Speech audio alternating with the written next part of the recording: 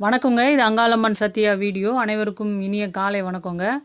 அதாவது அங்காள பரமேஸ்வரி வந்துங்க ஆக்ரோஷமான ரூபம். அதாவது பல பிரச்சனைகள தீர்த்து வைக்கிற தெய்வம் அப்படின்னு நான் சொல்லியிருக்கேன். சிவனுக்கே சாப விமோசனம் குடுத்தவங்க அந்த அம்மா.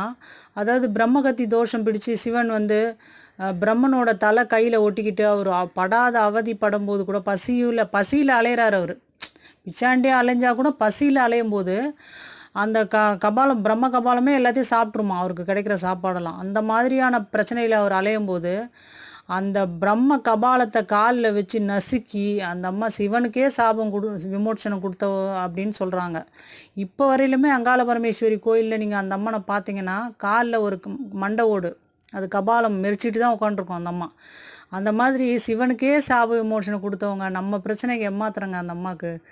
அது வந்து எந்த பிரச்சனையா இருந்தாலும் உடனே சரியாகும். சரியாகலன்னா எதுவா இருந்தாலும் அது நம்ம நல்லதுக்காக தான்